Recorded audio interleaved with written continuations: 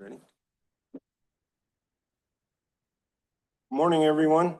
I'd like to welcome you to our Tuesday, September 23rd, regular TUD board meeting. And if everyone would rise and join me in the pledge, I would appreciate it. I pledge allegiance to the state of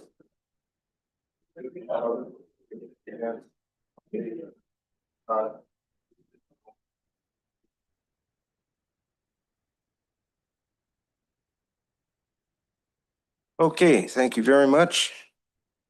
This morning we have a very busy schedule. So before I open up the public forum, I just want to make sure everyone is aware that we will be holding our public comments to 3 minutes this morning so that we can get through everything we have to today. So with that being said, we would like to welcome the members of the public who have taken the time to attend this meeting and provide comments on matters related to district business. Any member of the public may address the board relating to any matter within the board's jurisdiction. This section is for comments on items not listed on the agenda. Persons speaking during the public comment will be limited to 3 minutes, or depending on the number of persons wishing to speak, it may be reduced to allow all members of the public the opportunity to address the board. While no action or discussion may be undertaken by the board on topics presented in this section, board members are listening carefully to the comments and do appreciate your input. Is there anyone that would like to address the board? Good morning. Good morning. My name is Lori Welsh, and I live in Valponi Acres in Jamestown. It's right in between Sonora and Jamestown. As TUD hopefully is aware, we have been fighting JSD regarding raising our rates for the past year and a half, and we are starting that battle all over again come this next month. In the meantime, our little hamlet of 148 homes only is run, our water is run by Sonora Water Resources, which was purchased in 2024. And I'm just wondering why TUD didn't buy it, because it was only $350,000. And now Sonora Water Resources buy their water from you and turn around and sell it to us. My bill for last month was $112 for water, and I didn't go over my rates, nothing. We're very water wise. Next week, I go to a meeting with this water company because they want to raise our rates to $200 a month. That's impossible for 148 homes to sustain. We're all seniors and we can't afford it. The company, I know for a fact, will shut your water off on the 21st day after you haven't paid your bill. They don't give you squat, and they'll come out and turn you off on a Friday night at 5:15 because they did it to me. Now we're being forced to an increase that they have done nothing with the water system. They barely maintained it. The only reason it's been worked on is because of blown lines while TUD or somebody is working on the new subdivision. TUD has surrounded and cut off Valponi Acres. We have no choice for sewer. We have no choice for water. And what I would like to know is how can we petition to get on at least Tuolumne Utilities District water? We're too small to fight. We don't have a homeowners association. We don't have attorneys. We just want to be able to drink water and flush our toilets like the rest of you.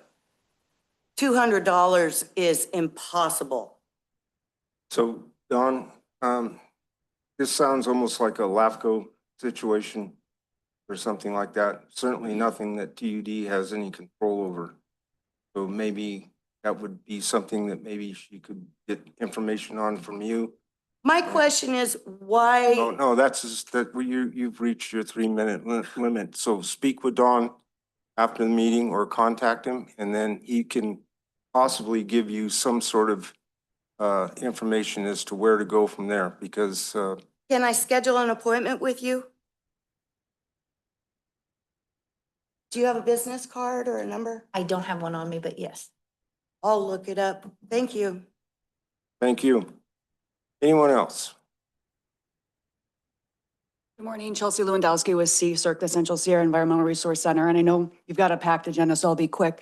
I just wanted to alert your board. Our office staff recently came across some herbicide use above slope from Lyons Reservoir. And I know that that's a critical water point, and it's limited even for bodily contact.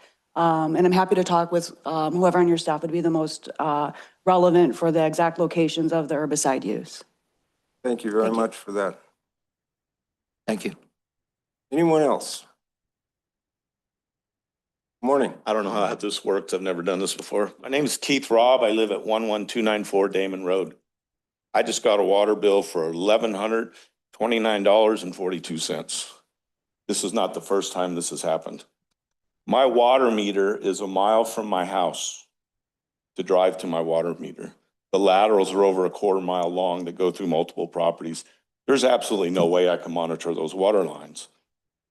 TUD put in new water meters, I don't know how long ago. My question is, why couldn't that water meter have been put at my house? I'm being held responsible for water lines that I have no control over, and I literally cannot monitor them. You guys put in these new meters. This is the 21st century, this day and age. This should never happen. There's no way. Oh, and I was also told they went through 2 billing cycles. But I do want to say your office staff is incredible. The last time this happened, your office staff was so rude, it was unbelievable. They told me it was on my side of the meter. It was literally within 6 inches of the meter on TUD's property where the big water tank is off of Hauser Lane. My house is down the hill, you can't even see it. But it was on TUD's property, and they're telling me I'm responsible for it. Okay, the lady was very rude. The people now are awesome. They're working with me. But still, the water leak was on TUD's property, right outside the water tank. I can't even visually see it from my house. I can't do anything about it. I know there's stuff in works. Parsons was working on something a couple years ago. It was shot down over a neighbor that had no, it wasn't even, the easement didn't even involve him, and he shut it down. No one looked into it. They threw it out the window. I know there's something else coming up again for ditch people. I'm not on the ditch, but I know that no decision can be made. I'm just a little homeowner, and when I walk out of here, you're probably gonna say, another unhappy customer, but hey, we're getting his money. This is crazy.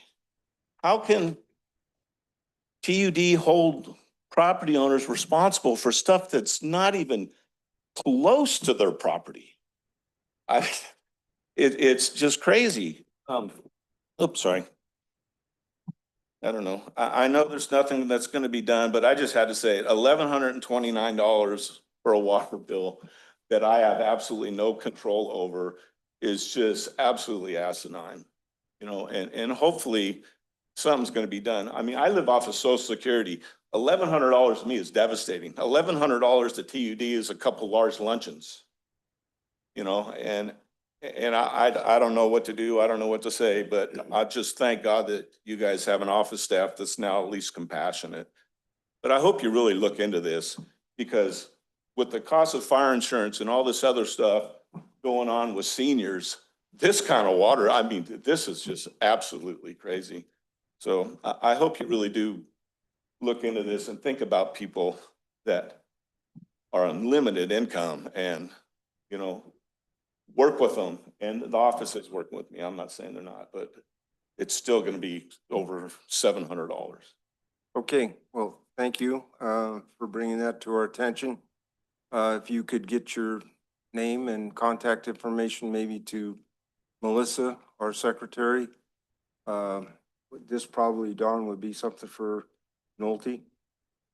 Yeah, so we have a person that probably can get a hold of you if you can give her your information. Ron, they're working currently. Oh, they are? Yes. Okay, well, Everybody in there knows me. Yeah. okay, Very well quiet, then, I'm Yeah. very nice, but I've got Melissa's address or email and I also have April's and I have a bunch Okay. of people, but I okay. just wanted to get it off my chest. All right, thank you. Anyone else? If not, then I will close the public forum and bring it back to the board and Melissa. Okay, consent calendar. Item number 1, minutes of the regular board meeting of September 9th, 2025, and special board meeting of September 10th, 2025. Anyone want to pull anything? Discussion? No? Anything from the public on the consent calendar? Seeing none, bring it back to the board for action.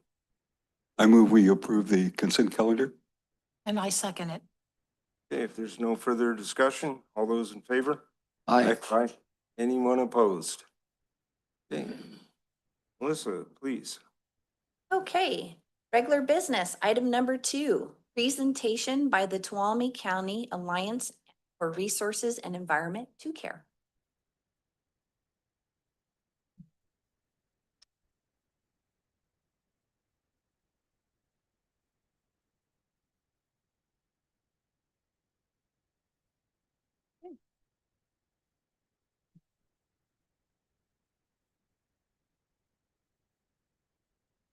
Well, hi there, you guys. I am Amy Dunlap. I'm the Executive Director and Education Coordinator for TUCare.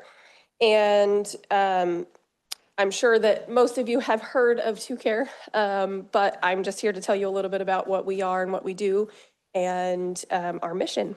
So let me see if I can get this to, oh.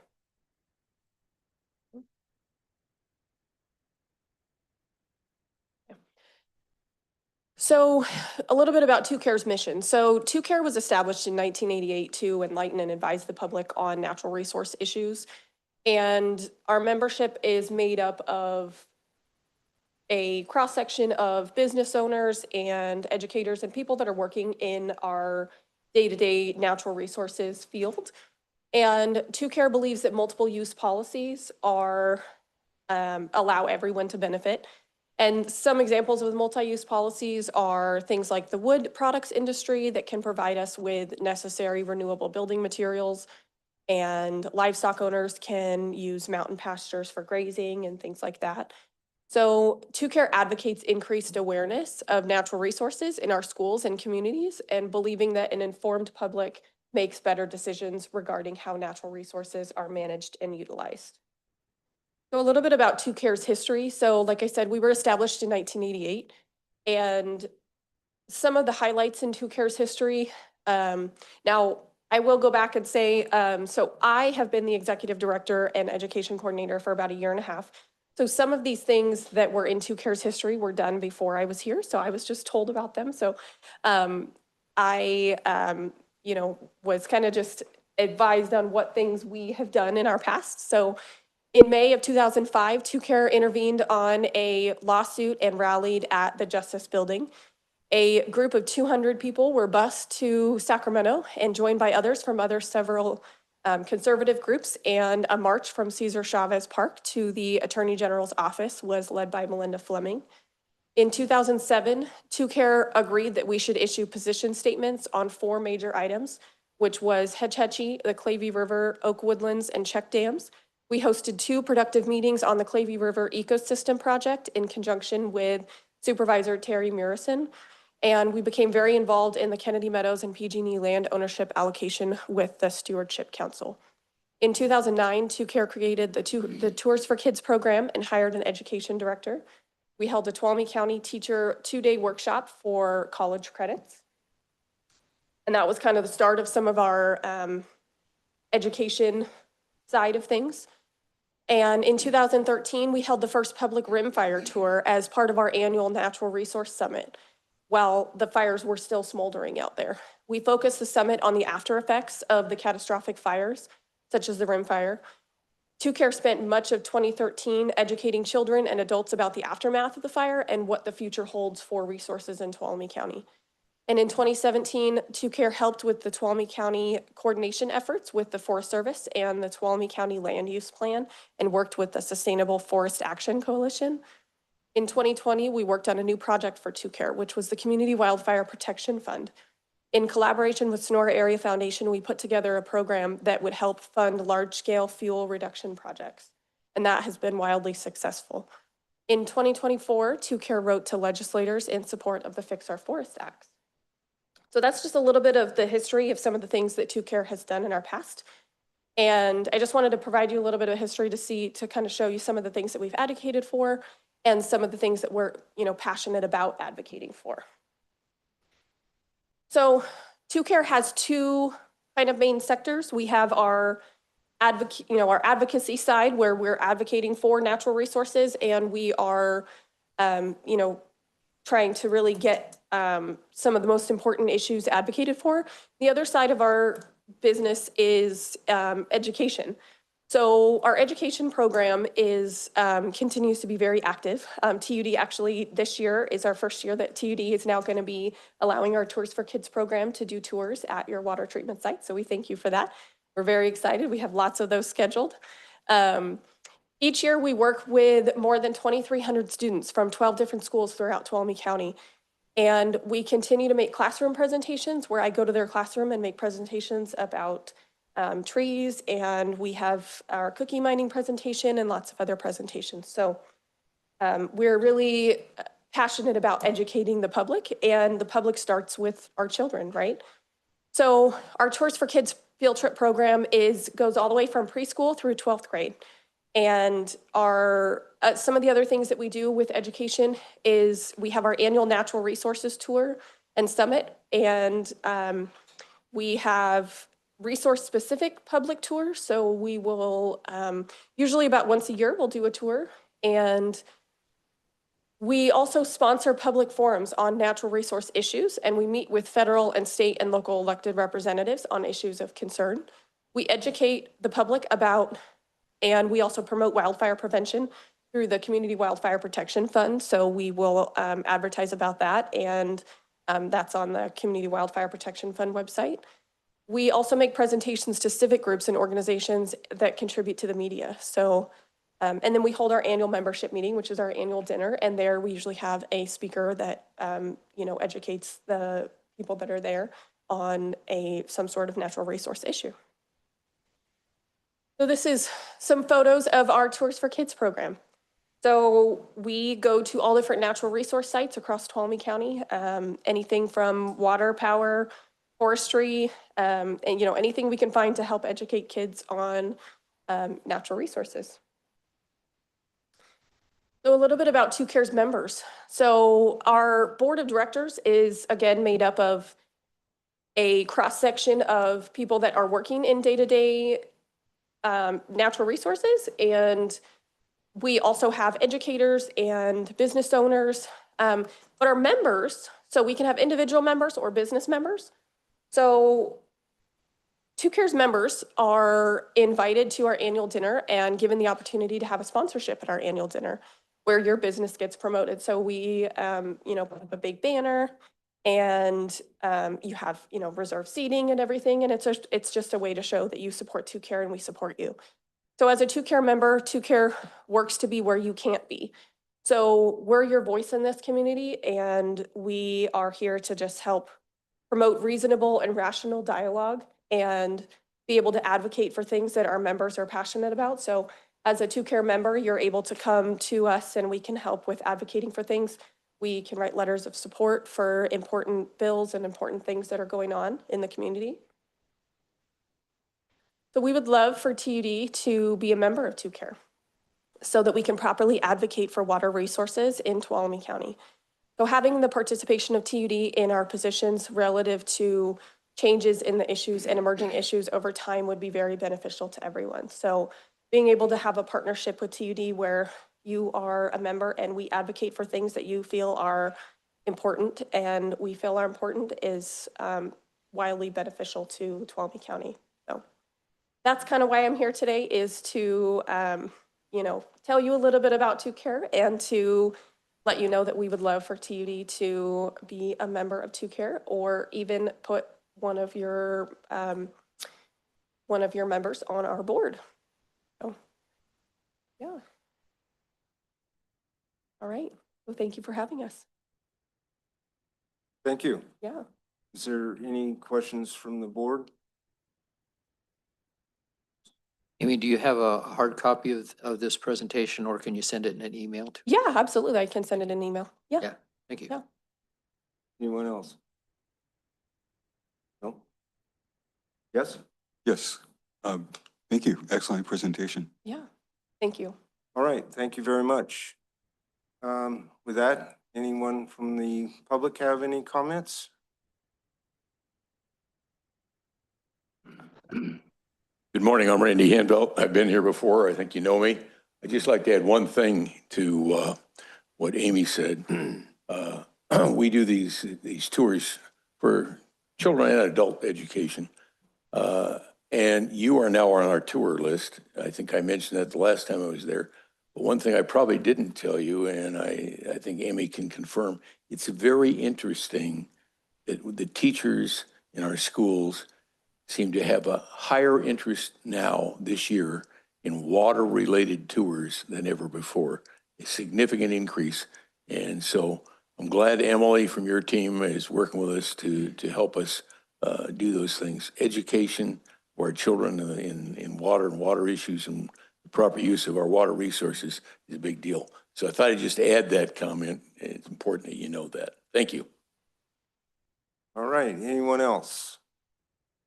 Okay, I'll bring it back to the board, and this is not a action item, so we'll close it. And Melissa, what is our next item? Okay, regular business item number 3, adopt resolution declaring October 4th through October 12th, 2025 to be Water Professionals Appreciation Week.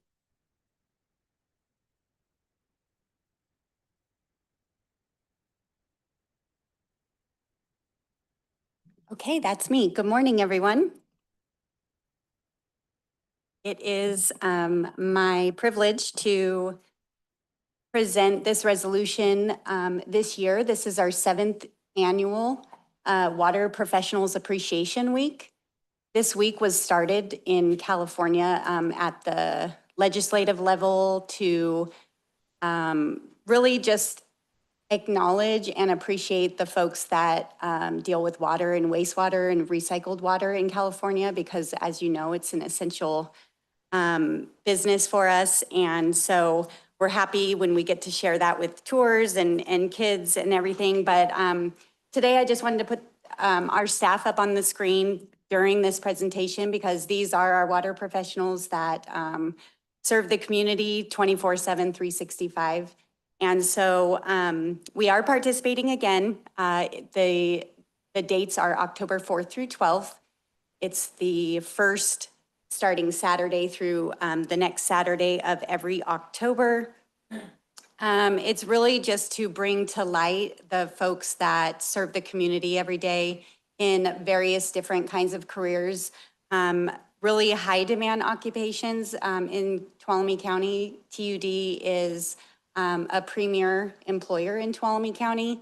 And so we have a lot of different careers that are available, not just water and wastewater, they're water, wastewater treatment, collection, distribution, construction, engineering, finance, admin, customer service, and all of the things associated with that. So it's a great career. And we are excited to bring this resolution to you. So in 2027, it was established and by the Senate. And so a little bit of history on the staff report that I'm not going to go into, but I am going to read the resolution as I do every year to just, again, highlight our professionals here. So this is a resolution of your board that I'm hoping that you adopt today. to declaring Water Professionals Appreciation Week, October 4th through 12th. And so here I'll read the resolution. So whereas water is the lifeblood of California, and without safe and reliable water, no community and no sector of the economy, from high tech to manufacturing to agriculture, can thrive or expand. And whereas now more than ever, the water industry is proud of the important role our essential workers play in making sure our communities have safe and reliable drinking water.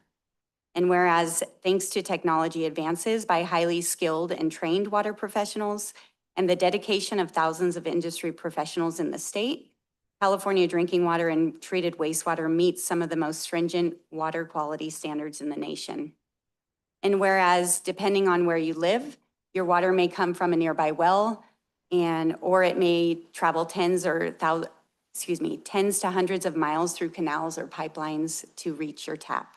Regardless of where it originates, your drinking water is filtered, cleaned, tested, and distributed in a process carefully managed by trained water professionals. Whereas while California is steadily expanding the reuse of treated wastewater, TUD has reclaimed 100% of its treated wastewater for years, serving ranchers in the Jamestown area and improving local water supply reliability across the region. And whereas water professionals at local public water and wastewater agencies such as TUD work 24/7 to plan for the future, maintain and upgrade their systems, and improve the safety and resilience of local water suppliers for their communities. And whereas thousands of essential water, wastewater, and recycled water industry professionals in the state and the over 80 working for Tuolumne Utilities District dedicate their careers to keeping drinking water, treated wastewater, and recycled water safe and reliable for use by Californians and right here at home in Tuolumne County. Now, therefore, be it resolved that Tuolumne Utilities District hereby declares October 4th through 12th, 2025, Water Professionals Appreciation Week, and extends its sincere gratitude and appreciation to the water and wastewater professionals who work 24/7 to provide excellent, essential services to our community every day. So you've got a chance, you're about halfway through meeting the team. And so last time you saw a treatment plant and you saw how all of the steps that go into treating water, and then we'll end down at in our wastewater divisions, I believe in November. And so hopefully that's giving you a real in-depth, kind of in-person view of what everyone does here. And so with this resolution, again, this just kind of formalizes the appreciation for all of the folks here and across California that dedicate their lives to water. And that's the end of my presentation. I'd take comments or questions if you'd like.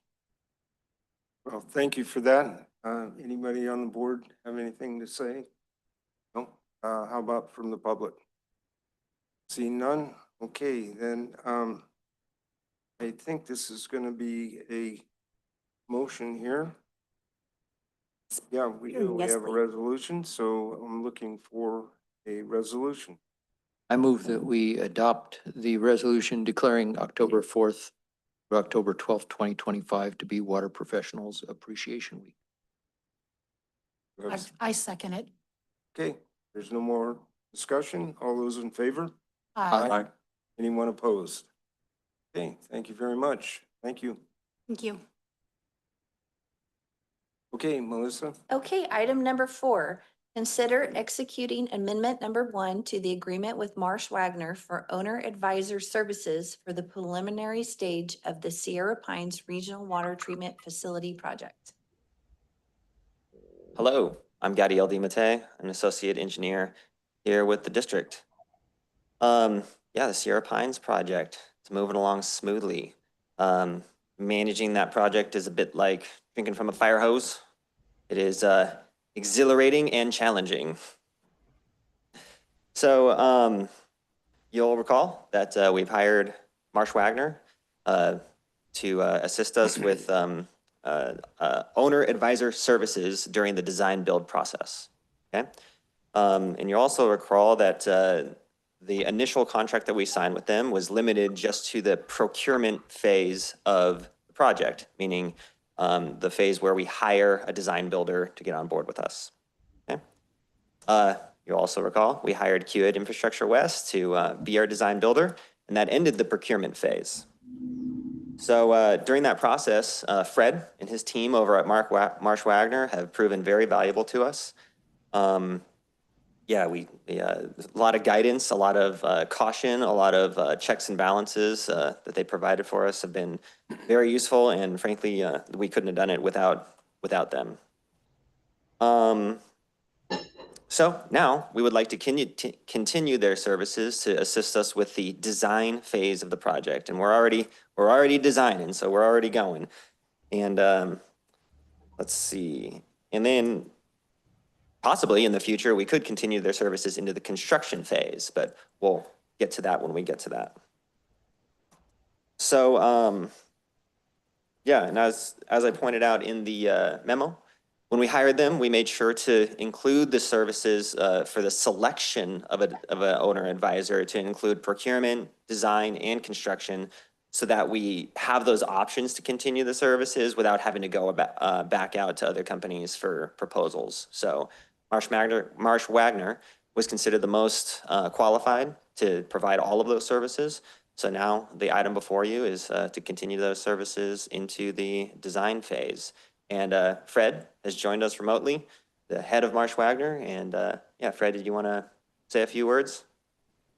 Good morning, ladies and gentlemen of the board. Thank you again for entertaining this proposal from Gadiel. We've had a great time working with you guys. It's been very challenging and a very exciting process, and we've really enjoyed this, and we're hoping to continue and help you get to a fair and equitable GMP about 21 months from now.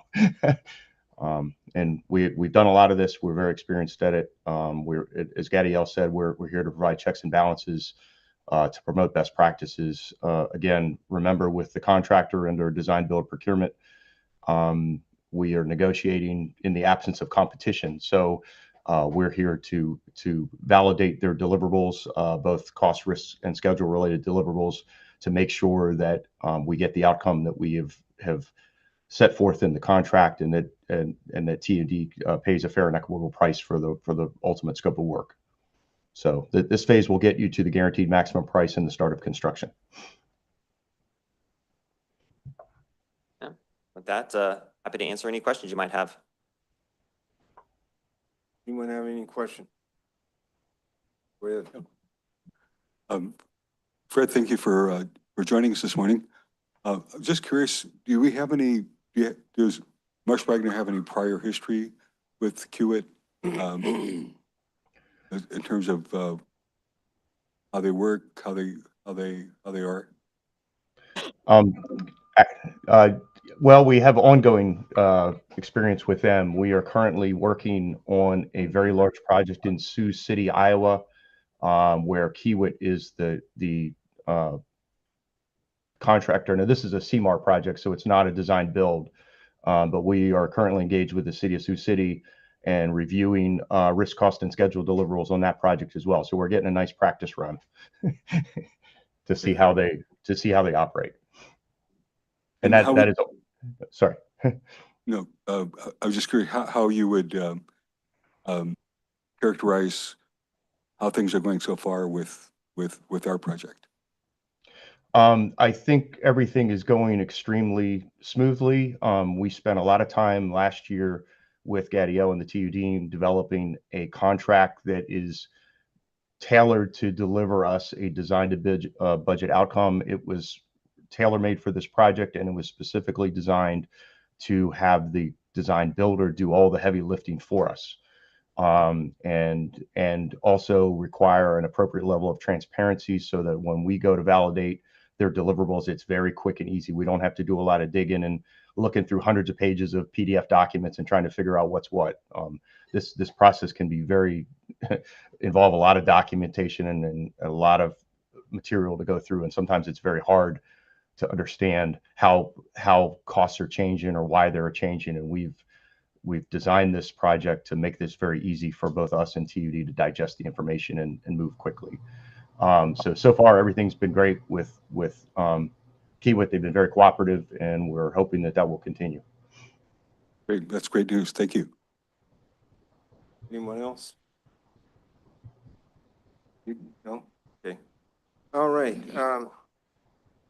I've got a couple of questions. And I've spoke with Dawn several times, like, geez, where are we at on this thing? How come we're not further along? How come we're not pouring concrete?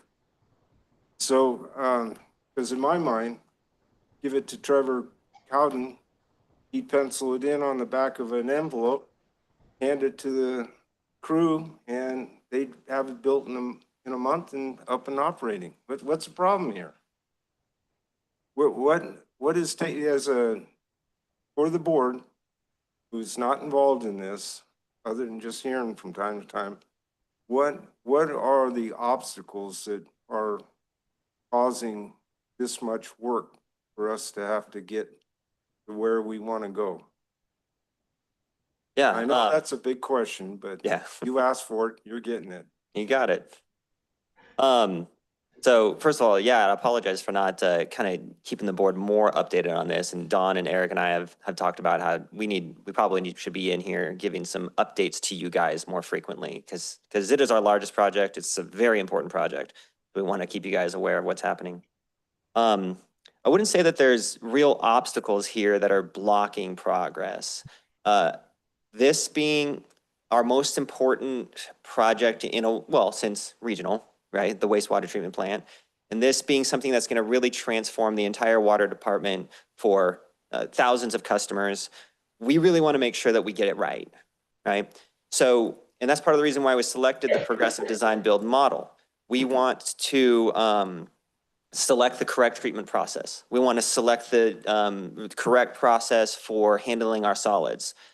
At this initial phase, at the beginning is when you want to make all those decisions. That way you don't have to undecided and redo it later in the design phase, right? That's really when you're going to save and get the most value out of this model. So that's exactly what we're doing. And QIT is actually on a pretty tight schedule, especially considering that it's like, well, what about this treatment process? What about conventional? What about membranes? What about, this type of package plant? And what about combining these two with that? That's where we're at right now. So like I said, I wouldn't necessarily say that there's an obstacle blocking progress. It's just that we're taking our time to try to get this right. Okay, I understand that and I appreciate that. I guess I'm a little, I won't say frustrated because having been in construction as long as I have, I understand how things go. But, TUD is built in-house 2 treatment plants in the past.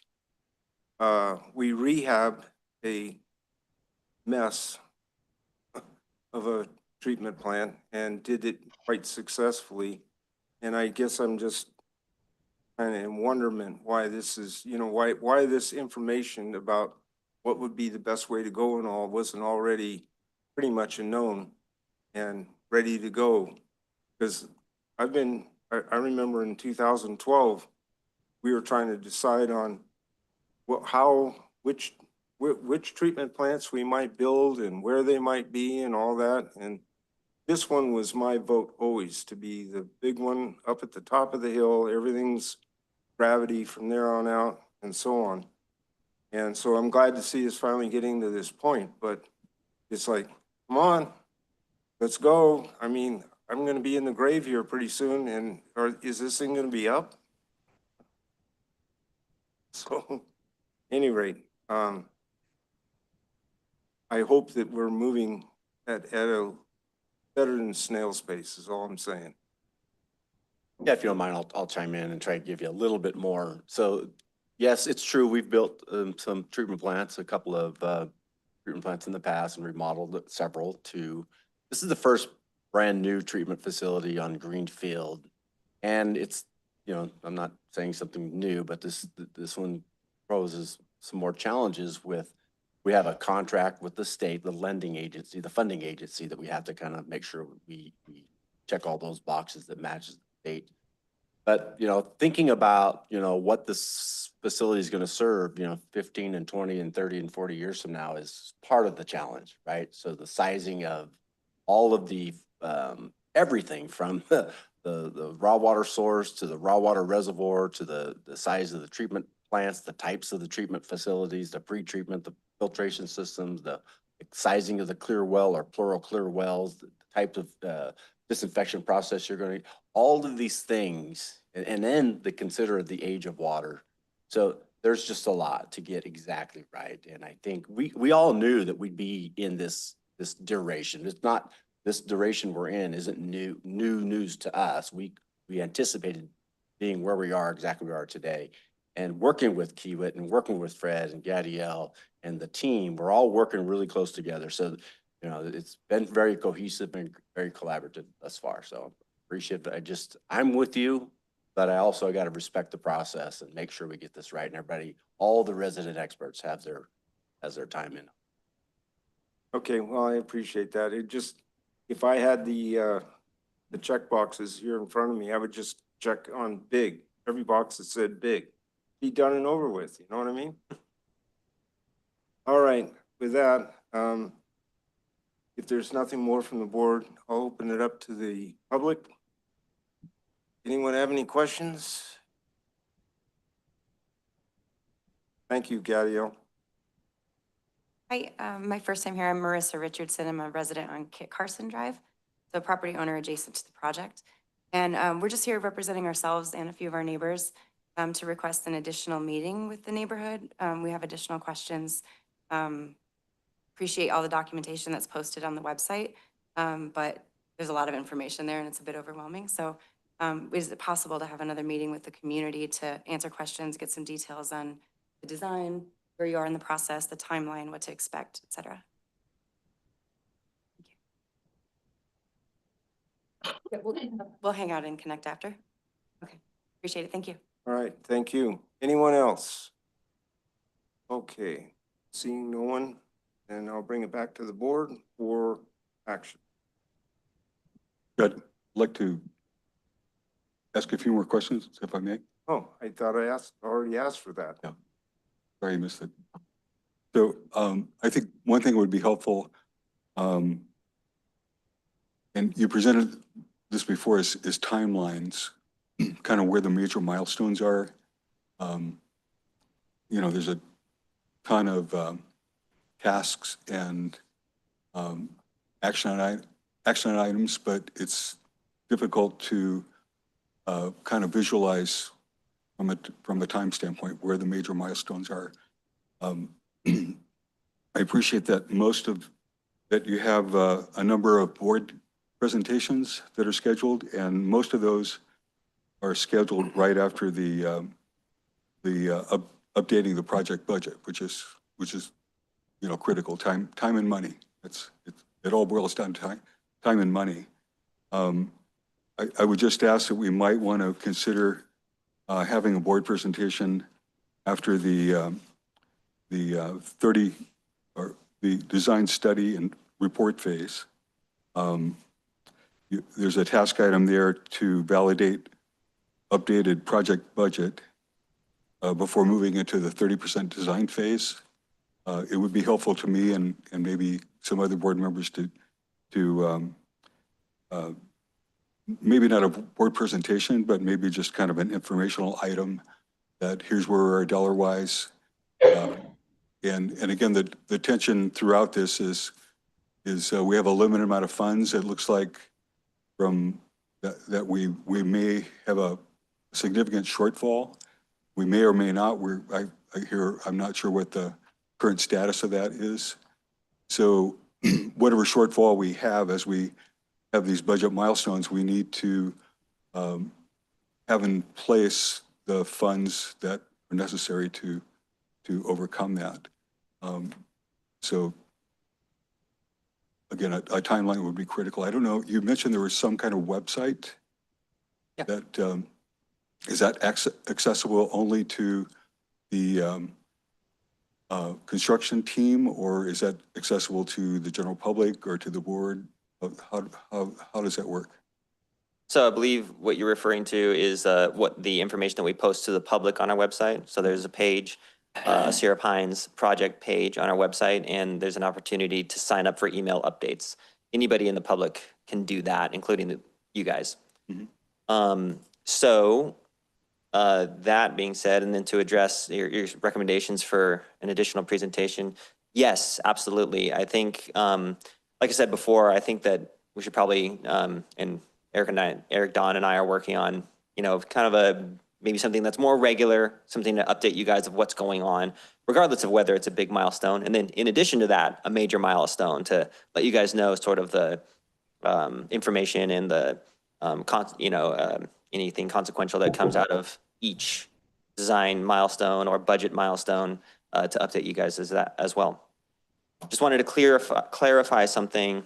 The schedule that's included in the amendment and in your board package mentions board presentations, but only when Marsh Magner's going to be specifically involved in those presentations. So they're going to, have a focus on what they specialize in, and that's the progressive design build system and the way the process and the schedule, scope, and budget, right?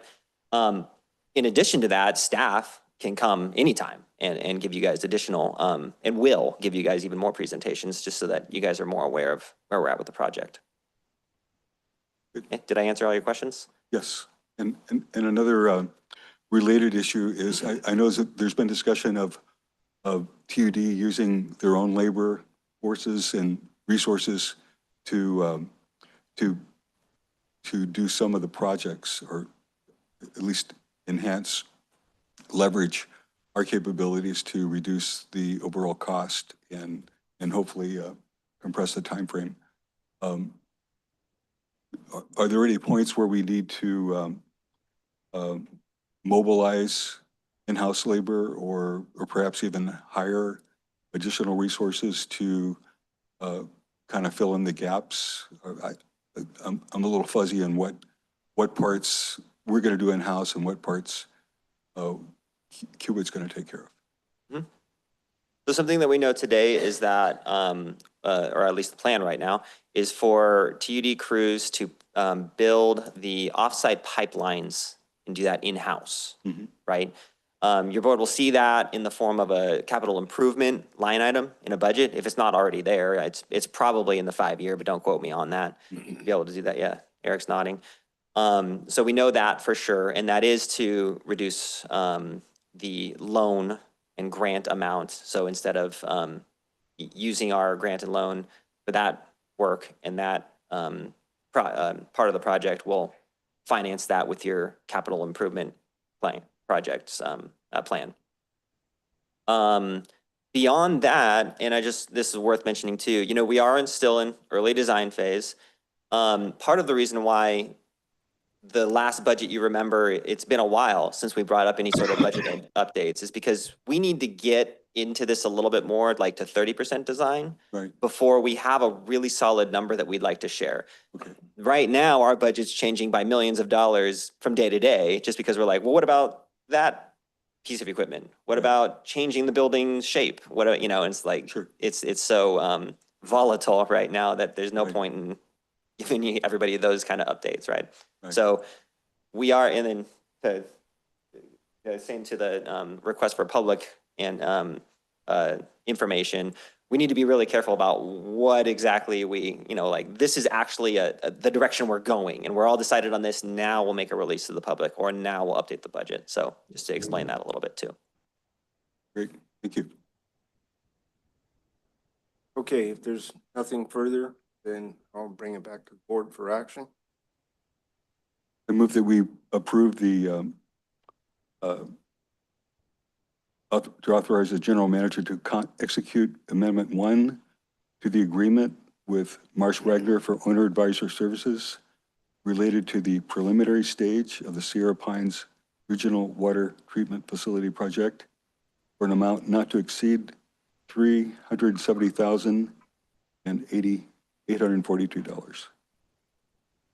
I'll second. Okay, there's no further discussion. All those in favor? Aye. Anyone opposed? Okay, thank you.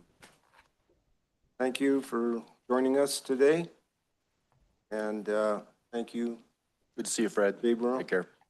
Thank you all very much. We greatly appreciate this opportunity to continue to support your community. So thank you, and we're going to do our best to look out for you. Great, thank you. All right, Melissa. Okay, regular business, item number 5, 2025 strategic plan progress report.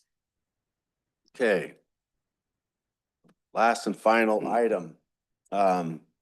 So the reason, just as a reminder, the reason this is on the agenda is because, you know, we've talked in the past, and one of the coaches corner about a plan. We've talked about, you know, what our strategic plan is and all of the elements in the strategic plan.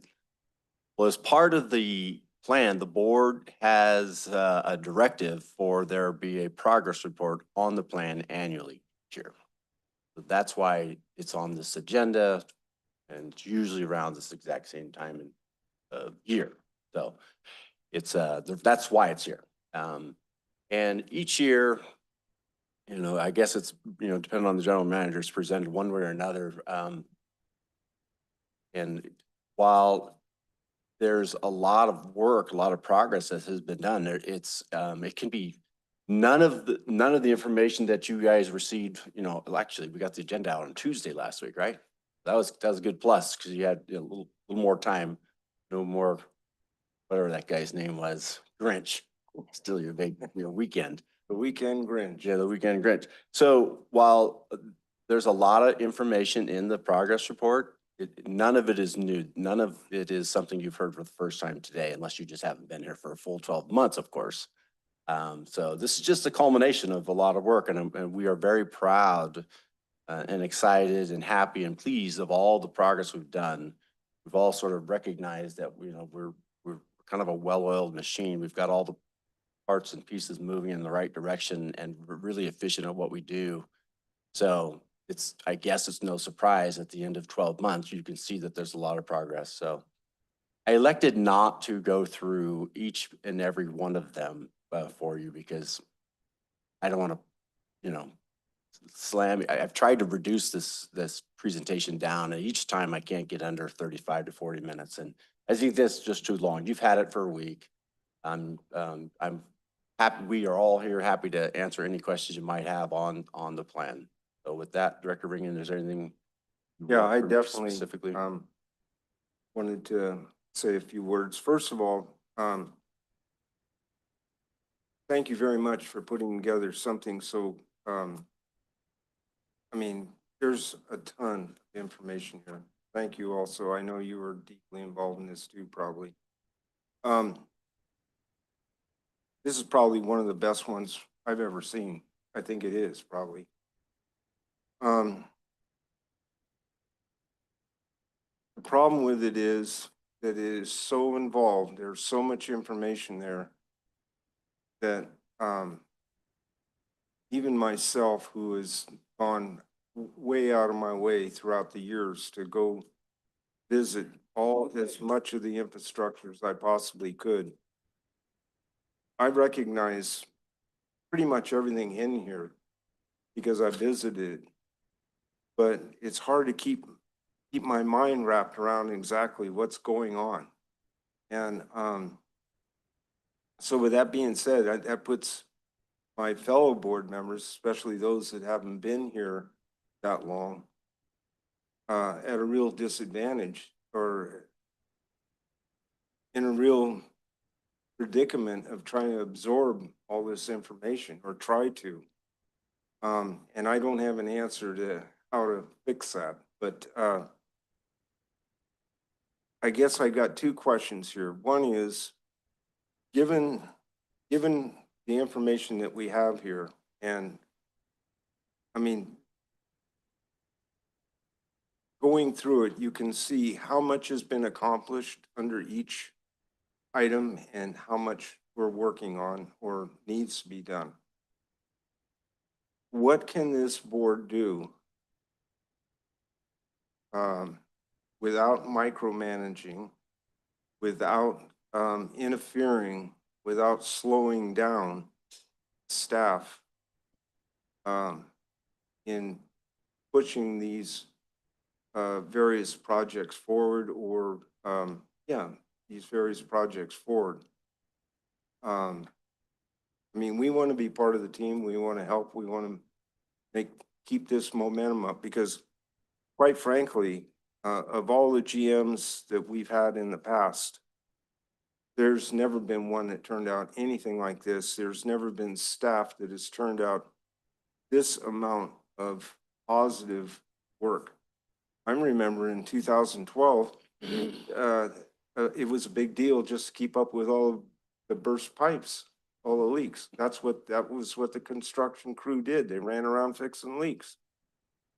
Now we're working on positive things. We're finally, everything that TUD inherited, we're finally getting to a point where we're able to rehab it or get rid of it and build new. I mean, that's fantastic. The ratepayers are gonna get dividends from this for years and years in the future. So once again, how can, and you probably can't answer this right now, but how can the board help push things along, support what's going on here? Especially those that don't really have the knowledge of what a lot of these projects or whatever entail. I hope that's not too Well, no, it was convoluted. of No, I question. don't think so. It was good. Thanks for the compliments. We, as your staff, appreciate the recognition of all the work that's been done. But I must say for the audience, it's much more than just infrastructure improvements that is in the strategic plan, right? There's customer service part of this. There's outreach, there's safety, there's efficiency, there's financial implications. We focus on water and sewer, not just TD infrastructure, in total. So there's more to it than just infrastructure. While we seem to celebrate more of the accomplishments on the infrastructure with tanks and things of that nature, but it's more than that, right? So just. And I didn't really mean to limit it to that. I mean, one of the things in here that we have never had in the past that I'm aware of is as good of a relationship with the two tribes that we have. I mean, as far as public outreach goes, TUD does it now, but not only the tribes, but everywhere, Right. everything, everybody. Right. And while, building relationships takes a skill set, it really does. It takes two to have a relationship, right? At least. And we just, your staff, we talk about relationships all the time. So it's easy. That part's really easy for us to make sure we have a good relationship with each other and then reach across the county and everywhere else and have these, and outside of our county. So again, thank you for the recognition. Those are the easier things for me to do, for us to do. The board, and sometimes when I say the board, I mean the board since 2019 you helped, were the key people to build this strategic plan.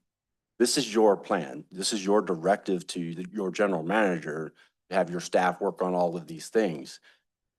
The difference today is you just have a well-seasoned staff. We were all here except for Carolyn when we got the strategic plan, and now we've had many, many years of implementing the plan and working on it. And like I say, we have Emily back there who's a huge help in a lot of ways in the strategic plan and other staff. So what more can the board do? I'm not sure. Again, nothing that we were showing today as progress over the last 12 months is the first time you've heard it. I know but we talk about a lot of things over the course of 12 months and, 30 some meetings or more a year. So I don't know what more you can do. I know you don't have a desire to micromanage, and nobody seems to want to do that. Trust us, I guess. If we need a help with something, we're gonna ask. I mean, on a much smaller occasion, I lean on you for help on particular agenda items or how to address certain things in the public or with our district. But other than that, I don't know. I imagine things will come up. I would imagine things will come up that we may need your assistance on. Well, I'm speaking out of turn here for the rest of my board members, but I think they'll all agree with me that we would appreciate knowing at the earliest point there is something that we can do to help push things along or support or whatever without getting in the way.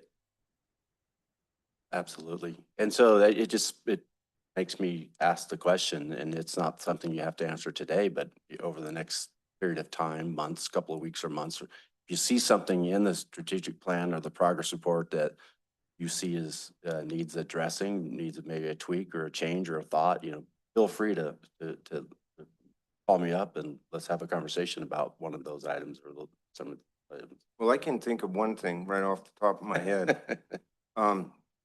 There was a couple places in here where it mentioned a public meeting in March of this year, March of 2025. And it was a public meeting, or it was a meeting of several entities open to the public. And I thought, man, I don't remember that. I would have been there. How come I wasn't at that? So I went back into my day planner and checked, sure enough, all the way through March, I didn't have anything in there that had to do with that. So maybe my suggestion would be where there is items that has to do with public involvement, because that's who we get involved with a lot. In order for us to stay on top of our game and to know what we need to know, I would appreciate that we for sure have notice of those sort of things, and it's highlighted so that it sticks out and we can attend if at all possible, if we wish to. I know I would definitely like to be at a lot of those. Yeah. Because that's where you hear comments from the public that are so important and helps us guide our decisions and so on as various agenda items come up. Yeah, that, I'm trying to recall, flipping through this, that March of 2025, it was a stakeholders meeting. I'm not sure I'd call it a stakeholders meeting, but where I think you and Emily and others met to talk about the fire water draft points and the fire hazard mitigation. They probably had the county involved in the Forest Yeah, Service and everything else. Ring a bell to you?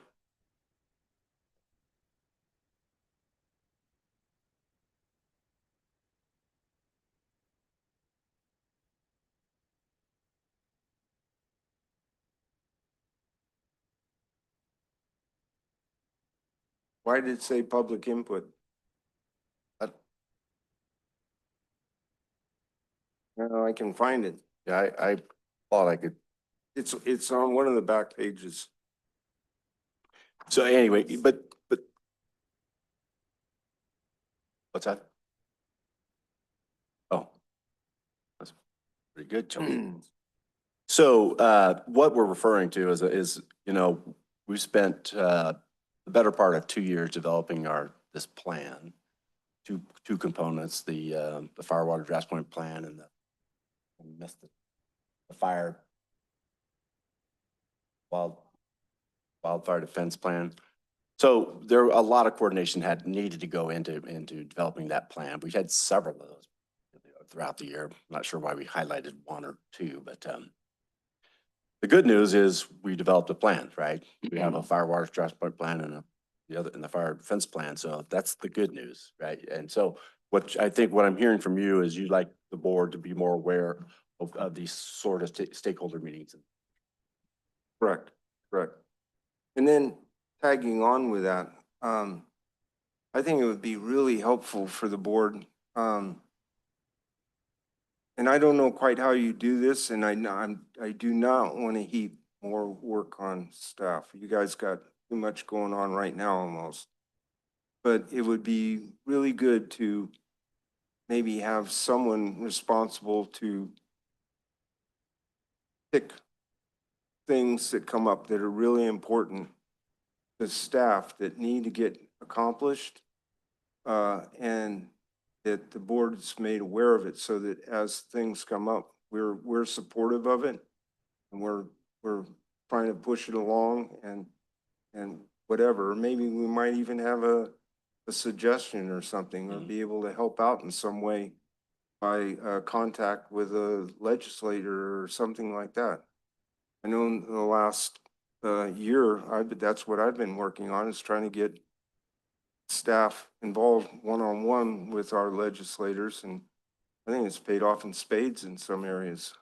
Yeah, one example of that is when the talks were going really slow on our U.S. Bureau of Reclamation's CVP contract, right? It just sort of stalled, and I asked you to reach out to McClintock's office, and you did so, and they sort of got the ball rolling again. So that's an example of me, hey, I just need some help here. We're going nowhere. And so that's one example where I've reached out to you. That's right. I think all the board members would like to be able to step up, help out wherever they can. So, at any rate, just a couple of suggestions, thoughts as I look through this voluminous thing. I mean, when you think about it, there's a tremendous amount of work is being accomplished right now, and it is very commendable. I think staff really needs a big pat on the back for that. Thank you. Yes. So the strategic plan was developed in 2019? Is that Right. the timeframe? So in the last 6 years, a lot's changed, at least in the world around us. And the board, which of the board members were here in 2019? Ron, of course. Was Jeff Kearns here? Ron and Yeah. Jeff. Okay, so majority of the board was not involved in developing this strategic plan. And I'm sensitive to the fact if it ain't broke, don't fix it. So we don't want to create work that you know, I think we're on a great path. I think it's a great plan. But we might want to consider just kind of revisiting it with the new composition of the board to, you know, see if there's any tweaking that might need to be done. Ron, what do you think? I'm up for that as long as there's time, you know, staff time to do it. Because those things, I remember when we went through this, that was a long drawn out deal. It took some work, but it was well worth it. And Great what's job. good about it is that we have a GM that doesn't go like this with it. He brings it out every morning and looks at it. And then staff is sent out into the field to get it done. Yeah, we're very blessed. Anyone else? A couple of questions and comments. Everything in green here, huge amount of work. And coming onto the board, part of why I did it is I was so impressed with what you guys are, and gals are accomplishing. I echo what Director Ringen said, is that all this stuff's doing great. I have two things that constantly concern me, and they're all things beyond what's in here, and they have to do with other agencies, one private, one public. One of them you had mentioned already, Bureau of Reclamation, and the other one is PG&E. So my question is just kind of a rhetorical question. What can we do to move those along? And it's in my thinking is that one thing we can do is have a little more outreach to other agencies in the county to try to develop some more community things that will perhaps reflect when we contact our elected officials, try to help us with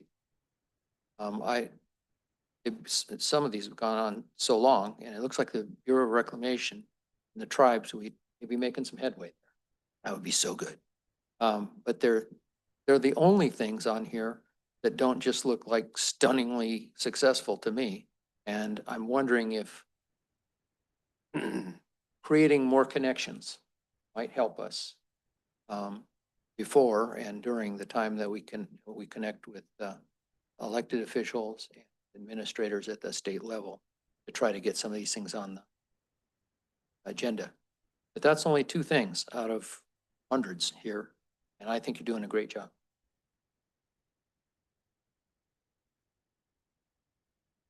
Anyone else? I'll just say this, that we have been getting, and I think it's even mentioned in here, if I remember reading it, that we have been getting some letters of support from various entities throughout the county itself and certain other individual entities. So it's not like we're carrying the flag all by ourselves. We do get support whenever we ask for it. So, but it doesn't hurt to try and, keep those contacts up to date and everyone knowing what we're trying to accomplish so that they can stay on board with us. All right, anyone else on the board? If not, I'll put it out to the public.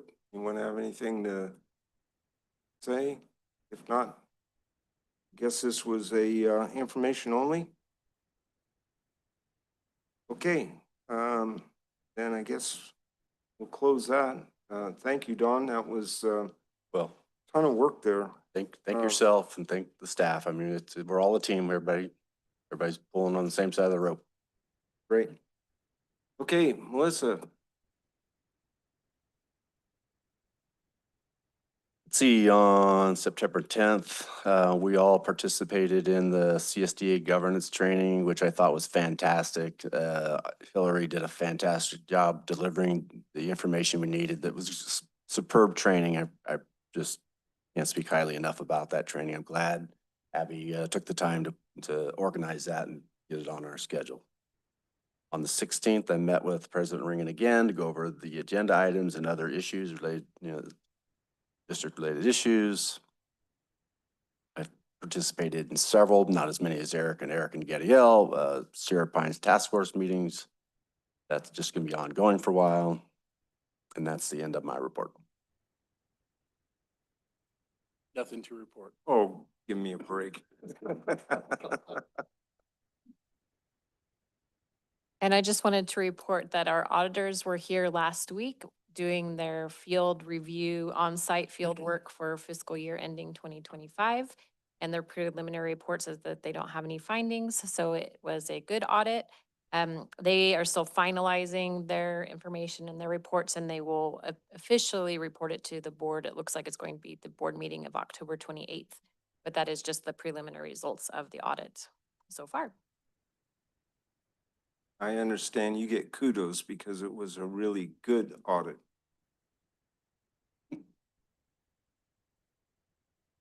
Good morning again. The only thing I have to report is what you are all aware of, that I talked to you, we are celebrating with our staff tomorrow, and any of you that would like to participate with us to celebrate the collective efforts of staff in our safety rating. We have a very low experience modification, which is a good thing, lower the better. And so we have saved over $60,000 in our insurance premiums from those efforts. And so we are celebrating tomorrow at 11:30. So we hope you can make it. Thank you. Yeah, I want to just chime in here for a minute. That is a huge accomplishment. I think that our safety gal needs kudos, all the staff, and then just it shows that there's a really good attitude with the crews, and when things are going smooth, everybody's happy. That's when mistakes aren't made and people don't get hurt, and so that's why that experience mod is so good. So good job, good job.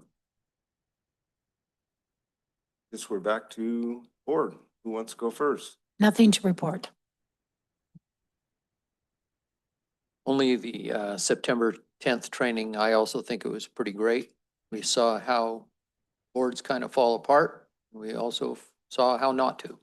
And so far, I think we've all been working together real well. And this will help us to continue that. Okay, thank you. Yes, I'd just like to echo that the training was wonderful.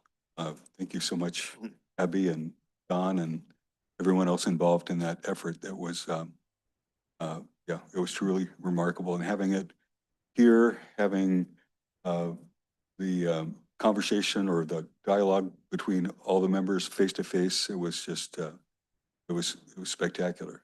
So thank you so much. Another thing to report, as many of you know, Aqua has a number of standing committees for various issues. One of them is the Federal Affairs Committee. And with Ron Ringen's blessing and Don's advice and some other folks' encouragement, I've been nominated, or I'm on the, my nomination to be on that committee has been submitted. It's a several-month process, so it's not a sure thing, but we're moving, I believe, the right direction. Thank you. Okay, thank you. 9/12, met with the GM, as he mentioned. Excuse me, agenda and TUD business. 9:15, attended and participated in the Board of Supervisors board meeting about their budget, mostly fire and the Chinese camp mess. I feel sorry for those folks. 9/17, attended and participated in a T-Stan Irwin Water Advisory Committee and JPA meeting. Excuse me. The Irwin is going through, when we finalized our budget, which is good. And we're redoing our plan to meet DWR's new requirements, which they have not even let us know what they are yet, but we're going to do our best and try and beat them to the punch and have it done. So that's all I've got on that. So any further conversation, anything from the public? If not, then that's it. Close the meeting.